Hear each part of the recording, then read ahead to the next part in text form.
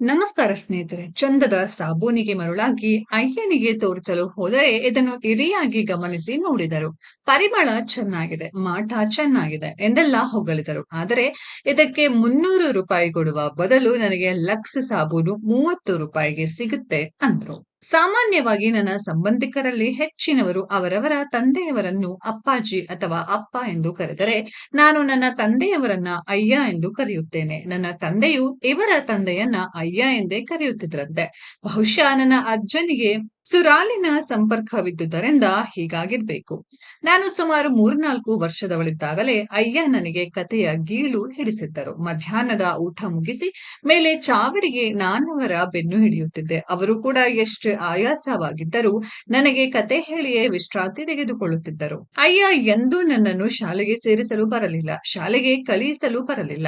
ಆದರೆ ಅವರು ತಮ್ಮೆಲ್ಲ ಕೆಲಸಗಳ ನಡುವೆಯೂ ನನಗೆ ಸಮಯ ಕೊಡ್ತಿದ್ರು. ನಾನು ಬರೆಯುವಲ್ಲಿಗೆ ತಾವು ಬಂದು ಕುಳಿತು ತಮ್ಮ ಪತ್ರಗಳನ್ನು ಬರೆಯುತ್ತಿದ್ದರು. ನನಗೆ ಪರೀಕ್ಷೆಯಲ್ಲಿ ಒಳ್ಳೆ ಮಾರ್ಕ್ ಬಂದಾಗ ನಾನು ನಿನಗೆ ಹೇಳಿಕೊಟ್ಟಿದ್ದಕ್ಕೆ ಇಷ್ಟು ಅಂಕಗಳು ಬಂದವು ಅಂತ ಕ್ರೆಡಿಟ್ ತಗೊಂಡ್ರು.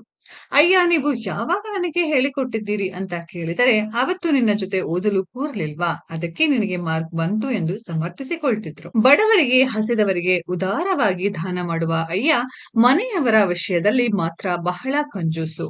ಮಿತವ್ಯಯವೇ ಅವರ ಮಂತ್ರ. 1 ರೂಪಾಯಿಯೂ ಸುಮ್ಮನೆ ದಂಡವಾಗಬಾರದು ಎಂಬುದು ಅವರ ಎಚ್ಚರಿಕೆ. ಹಣ, ಆಹಾರ, ಸಮಯ ಎಲ್ಲ ಸರಿಯಾದ ರೀತಿಯಲ್ಲಿ ಬಳಕೆ ಆಗಬೇಕೆಂಬುದು ಅವರ ಮಕ್ಕಳಿಗೆ ಕಲಿಸಿಕೊಟ್ಟಿರುವ ಅಂಶ. ಒಮ್ಮೆ ನಾನು ಅಂತಾರಾಷ್ಟ್ರೀಯ ವಿಮಾನ ನಿಲ್ದಾಣದಿಂದ ಬರುವಾಗ ಚಂದದ ಸಾಬೂನಿಗೆ ಮರುಳಾಗಿ ಅಯ್ಯನಿಗೆ ತೋರಿಸಲು ಹೋದರೆ ಇದನ್ನು ಇಡಿಯಾಗಿ ಗಮನಿಸಿ ನೋಡಿದರು. ಪರಿಮಳ ಚೆನ್ನಾಗಿದೆ, ಮಾಟ ಚೆನ್ನಾಗಿದೆ ಎಂದೆಲ್ಲ ಹೊಗಳಿದರು. ಆದರೆ ಇದಕ್ಕೆ 300 ರೂಪಾಯಿ ಕೊಡುವ ಬದಲು ನನಗೆ ಲಕ್ಸ್ ಸಾಬೂನು 30 ರೂಪಾಯಿಗೆ ಸಿಗುತ್ತೆ ಅಂದ್ರು. ಅವರಿಗೆ ಇನ್ಯಾರೋ ಒಂದು ಸೆಂಟು ತಂದು ಕೊಟ್ಟಿದ್ರು. ಅದನ್ನು ನೋಡಿ, ಓಹೋ, ಇದರ ಬಗ್ಗೆ ಬಂದ ಜಾಹೀರಾತು ನೋಡಿದ್ದೇನೆ, ಇದನ್ನು ಬಳಸಿದರೆ ಹುಡುಗಿಯರಿಗೆ ಆಸಕ್ತಿ ಆಗುತ್ತದೆ ಅಂತೆ, ಹಾಗಾಗಿ ನನಗೆ ಬೇಡ, ನೀನೇ ಇಟ್ಟುಕೋ ಅಂತ ಒಬ್ಬ ಬಂಟನಿಗೆ ಕೊಟ್ಟರು. ಅವನಿಗೆ ಇನ್ನೂ ಮದುವೆ ಆಗಿರ್ಲಿಲ್ಲ.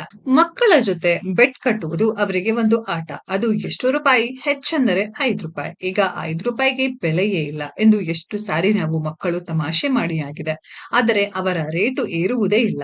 ನಮ್ಮ ದೊಡ್ಡ ಕುಟುಂಬದಲ್ಲಿ ಅತ್ಯಂತ ಗೌರವಾನ್ವಿತ ವ್ಯಕ್ತಿ ಅಯ್ಯ. ಅಷ್ಟು ಕೆಲಸದ ಒತ್ತಡಗಳು ಅವರಿಗೆ ಇರುತ್ತವೆ. ಆದರೆ ಇಡೀ ನಮ್ಮ ಕುಟುಂಬದಲ್ಲಿ ಮಕ್ಕಳಿಗೆ ಅತ್ಯಂತ ಪ್ರಿಯವಾದ ವ್ಯಕ್ತಿ ಇದ್ದರೆ ಅಯ್ಯನೇ. ಸ್ನೇಹಿತರೆ, ಈ ಅಪ್ಪ ಮಗಳ ಸಂಬಂಧದ ಬಗ್ಗೆ ನಿಮ್ಗೇನ್ ಅನ್ಸುತ್ತೆ ಅನ್ನೋದನ್ನ ಕಾಮೆಂಟ್ ಬಾಕ್ಸ್ ಅಲ್ಲಿ ಕಾಮೆಂಟ್ ಮಾಡಿ.